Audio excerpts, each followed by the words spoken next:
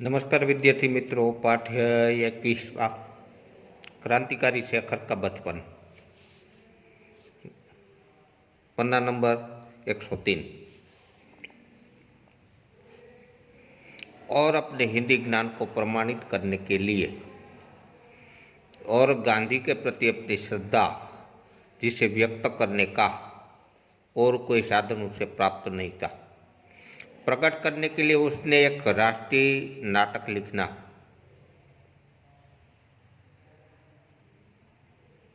आरंभ किया। जीवन में देखे हुए एक मात्र खेल की श्रुति अभी ताजी थी, इसलिए उसे लिखने में विशेष कठिनाई नहीं हुई।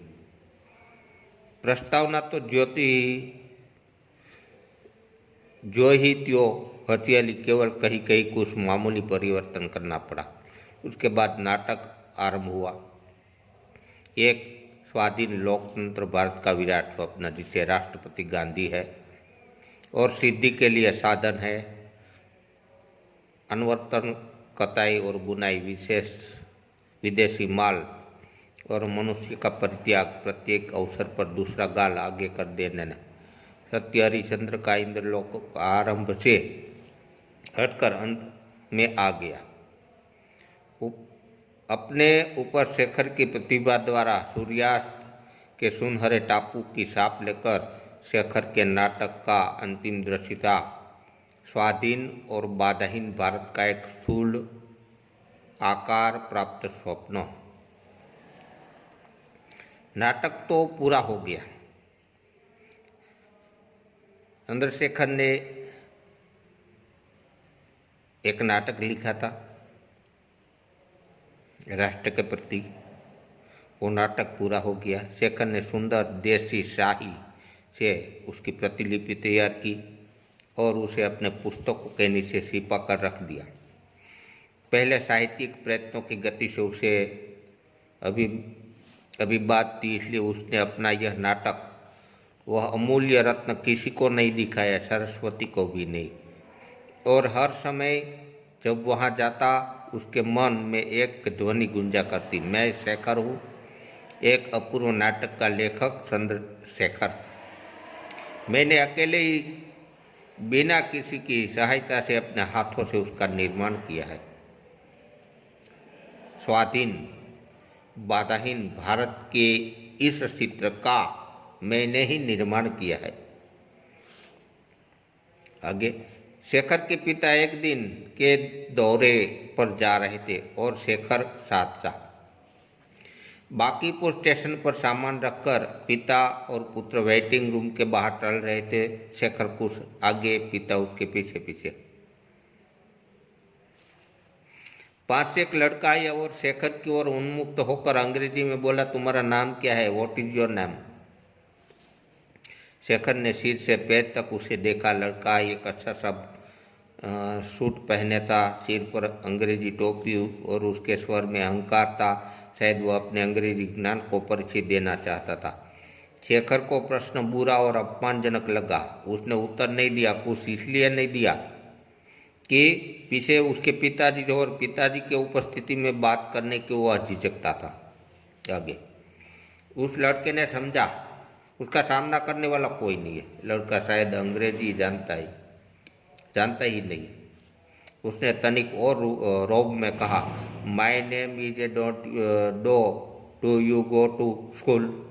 मेरा नाम यह है, तुम स्कूल में पढ़ते हो? शेखर ने पिता वहाँ न होते तो वो प्रश्न का उत्तर चाहे न देता, पर हिंदी में कुछ उत्तर तो दे ही देता, कुछ उत्तर अवश्य देता। उसके मन में यह संदेह उठ भी रहा था कि वह लड़का शायद कोई पाठ दोहरा रहे हो। अंग्रेजी इतनी जानता ही नहीं, पर उसने घृणा से, नफरत से उस लड़के की ओर देखा और उत्तर कोई नहीं दिया। पिताजी का उग्र स्वर से कहा, शायद इस लड़के को जताने के लिए मेरा लड़का अंग्रेजी जानता है। जवाब क्यों नहीं देते? आगे, शेखर और भी चिढ़ गया। गुस्सा आ गया शेखर को और भी चुप हो गया। वह लड़का मुस्कुराकर आगे बढ़ गया। पिता ने कहा, इधर आओ। शेखर उसके पीछे पीछे वेटिंग रूम में गया तो पिता ने उसका कान पकड़ कर पूछा, जवाब क्यों नहीं देता? नहीं दिया, मुंह टूट गया है। तभी ट्रेन आई और शेखर कुछ उत्तर देने से या न देने की गुस्ताखी से करने से बच गया। दूसरे दिन घर पर पिता ने माँ से कहा, हमारे लड़के सब बुद्धू है, किसी के सामने तो बोल ही नहीं निकलता। शेखर ने सुन लिया।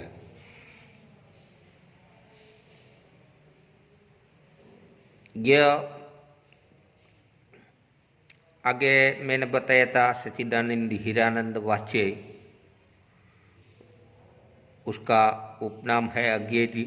अज्ञे जी ने एक शेखर एक जीवनी उपन्यास लिखा है, उसका पहले भाग से यह पाठ लिया गया है। अब आगे देखे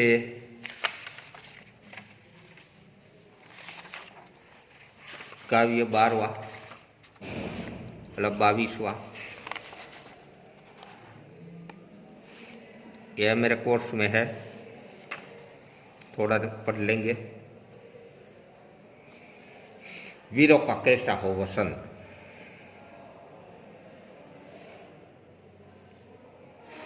उसका कवि है सुभद्रा कुमारी चौहान। उसका जन्म 1904, निधन 1948। सुभद्रा कुमारी चौहान का जन्म प्रयाग में ठाकुर रामनाथ के घर हुआ था।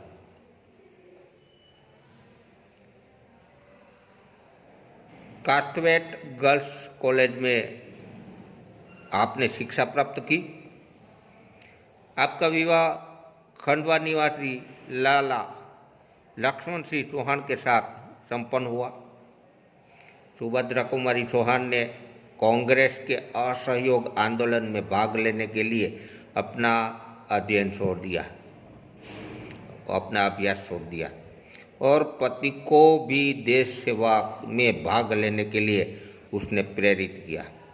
सन 1947 में ईस्वी सन की 15 फरवरी को जबलपुर के समीप एक मोटर दुर्घटना में उसका देहांत हो गया, हादसा हो गया। सुभद्रा कुमारी चौहान न तो केवल स्वतंत्रता सेनानी रही, वरन उन्होंने साहित्य सृजन की विपुल मात्रा में भी उन्होंने साहित्य सृजन भी विपुल मात्रा में की है, पुष्कल मात्रा में की है। मुकुल व त्रिधारा उसके काव्य ग्रंथ है। बिखरे मोती, उन्मादिनी, सीधे सादे, चित्र, मुकुल कहानी संग्रह है। बिखरे मोती नामक एक पुस्तक पर उन्होंने शक्सेरिया पुरस्कार प्रदान किया गया था। सुभद्रा कुमारी चौहान को भाषा शैली सरल और सुबोध है। इस काव्य का सारांश देखें तो प्रस्तुत कविता में वीरों की शूरवीरता को प्रोत्साहित करती हुई यह उत्तम काव्य रचना है। पूर्व पश्चिम उत्तर दक्षिण चारों दिशाओं से पुकार आ रही है। पर्वत, हल्दी घाटी, सिंहगढ़ भी तैनात हो गए हैं। तो वीरों का कैसा हो वसंत कहकर कवियत्री ने फिर शूरवीरों का उत्साह बढ़ाया है। अब आगे का पीरियड में देखें उसका पूरा सारांश। जय हिंद।